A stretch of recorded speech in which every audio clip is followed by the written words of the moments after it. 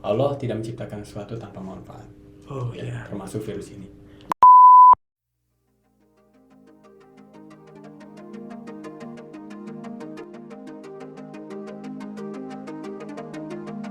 Halo guys, assalamualaikum warahmatullahi wabarakatuh. Kembali lagi bersama kami di Latilandep Podcast.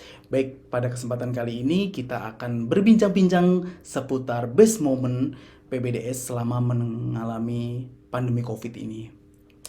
Sebelumnya kita perkenalkan diri, saya Muh, dan kali ini kita kedatangan bintang tamu dari Jakarta, yaitu Dr. Ryan. Beliau adalah dokter dari PPDS Bedah FKUB. Assalamualaikum warahmatullahi wabarakatuh. Bagaimana kabarnya dokter? Waalaikumsalam warahmatullahi wabarakatuh. Alhamdulillah baik. Doktermu apa kabar? Alhamdulillahirobbilalamin. Baik juga dokter. Ya. Terima kasih sudah diundang pada Ya, acara baik. podcast Belajar pada hari. Ya, dokter. Ini kan 2 tahun terakhir kita mengalami pandemi COVID yang begitu memberatkan.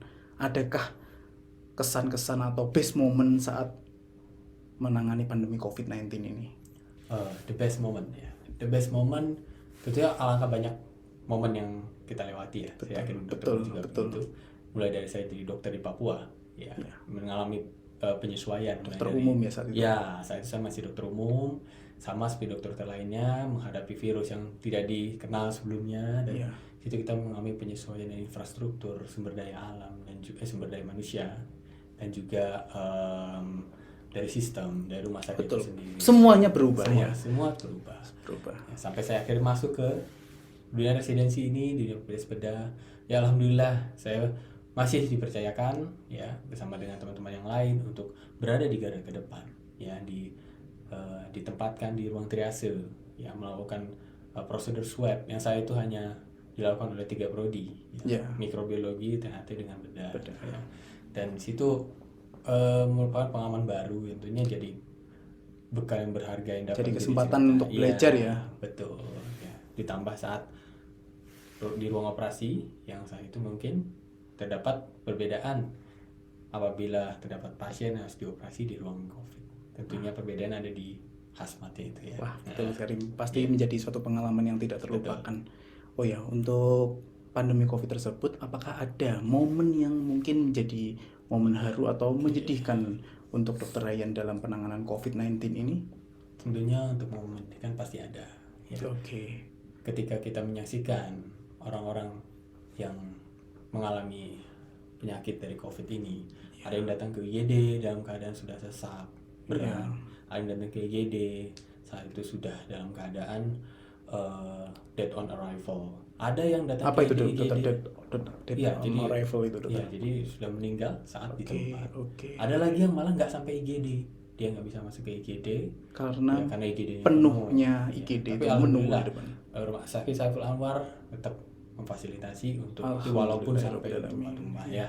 Itu ada kesedihan sendiri buat saya karena jujur saya tidak menyangka bahwa di Malang kejadiannya jauh lebih meningkat ya, lebih banyak ya dibanding saya waktu di Papua sebelumnya. Ya mungkin berimbas dari jumlah penduduk dan juga apalagi kota besar ya, ini kota besar, jadi untuk peralihan virusnya ini sangat cepat sekali. Oke dokter, baik dokter, saya sampai merinding saat beberapa pasien meninggal dunia ya. Jadi yang tidak punya komorbid atau punya komorbid banyak yang meninggal, apalagi relawan, petugas tenaga medis hingga meninggal dunia itu merupakan suatu jadi pahlawan ya, pahlawan yang sebenarnya menolong pasien COVID.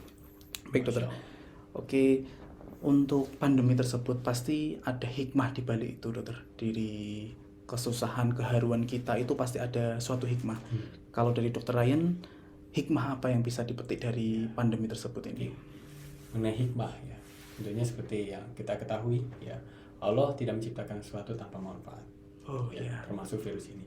Dan Allah ketika ia cintai suatu kaum, ia akan menurunkan ujian pada kaum tersebut ya. Dan barang siapa yang ridho terhadap ujian tersebut, maka ia akan mendapat ridho dari Allah.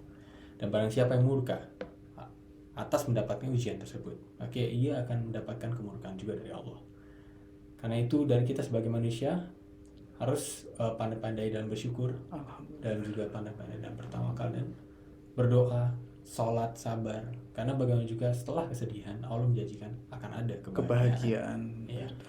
Dan hikmah ini adalah suatu bentuk dari kebahagiaan yang mungkin akan kita sadari. Saat ini mungkin ada beberapa kebahagiaan, misalnya cuci tangan. Ya, ini ada sebuah hikmah yang menarik karena habitual baru ya. Ini ada sebuah habit yang baru. Betul, di mana semua orang sedikit-sedikit cuci tangan. Itu akan tanpa sadar walaupun setelah pandemi berakhir dia akan tetap cuci tangan. Jadi kebiasaan yang baik, dokter. Di warung-warung, di mall dia akan lakukan itu. Baik, dokter. Terus yang kedua, waktu bersama keluarga. Ya. Dimana biasanya kerja itu melulu harus di kantor. Sekarang ada fenomena work from home, stay at home, nggak boleh keluar. Jadi ya waktu bersama keluarga menjadi lebih banyak. Lebih banyak, kualitasnya lebih baik lagi ya.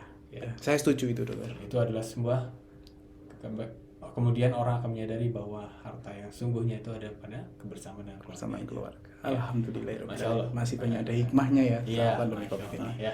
Kemudian yang berikutnya tentunya itu akan meningkatkan tingkat threshold dari kesabaran kita. Kesabaran, kekuatan kita, keistimewaan kita. Diuji ya, benar-benar diuji ya. Okay. Banyak yang kehilangan pekerjaan, banyak yang kehilangan orang yang dicintai. Masya Allah, itu ujiannya.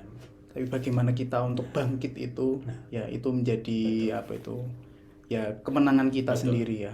Sehingga kita bisa kembali lagi bekerja, kembali lagi untuk semangat hidup lagi ya. Meskipun beberapa keluarga kita ada yang meninggal dunia. Ya alhamdulillahirabbil alamin. Sangat banyak sekali hikmah-hikmah yang tersembunyi di balik kesusahan pada masa pandemi Covid ini.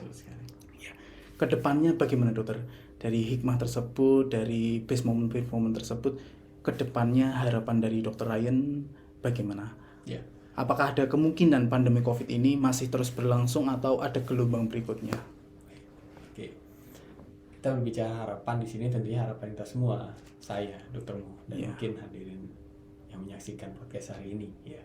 Harapannya tentunya kita bisa kembali ke kehidupan yang sebelumnya, sebelum di pandemi, dimana begitu banyak kebersamaan juga di luar.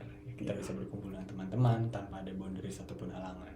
Kita dapat berjamaah, dapat merapatkan kembali sholat berjamaah kita. Itu yang saya kangenkan dari masa-masa bisa berjamaah, bertambah banyak, bisa bersalaman dengan sesama muslim. Kemudian begitu banyak yang kita rindukan sebenarnya. Bisa silaturahmi saat Lebaran itu kita 2 Lebaran terakhir kemarin kita tidak boleh mudik. Alhamdulillah saat ini kita sudah boleh mudik di saat pandemi Covid ini melandai. Semoga pandemi ini kita sudah melewati 3 Lebaran ini di masa pandemi. Insya Allah ini akan jadi ladang pahala juga untuk kita karena kesabaran yang ekstra di masa pandemi. Melakukan saum di masa yang sulit di pandemi itu insya Allah akan menjadi poin tersendiri, menjadi penghapus dosa-dosa kita dan ladang pahala untuk kita. Amin. Dan apakah Covid ini akan berlanjut? Wallahu alam. Tapi apapun itu kita harus siap. Harapan kita tentu Covid ini mereda. Dan apakah akan berlanjut atau mungkin ada virus-virus baru? Wallahu alam. Ya. Ketika Allah sudah menurunkan ujian itu, kapanpun kita harus siap dengan apa? Sabar dan sholat. Betul sekali. Jangan pernah menyerah, tetap kuat. Insya Allah apapun ujian yang menerpa kita itu akan menjadikan diri kita jauh lebih baik lagi sebagai manusia. Betul, dokter. Saya juga berharap pandemi ini segera berakhir. Kita akan kembali ke hidup seperti semula. Kita ketahui banyak hikmahnya ya, dokter. Dari tersebut kita menjadi lebih kuat lagi. Baik, dokter, terima kasih atas sharing pada kesempatan kali ini.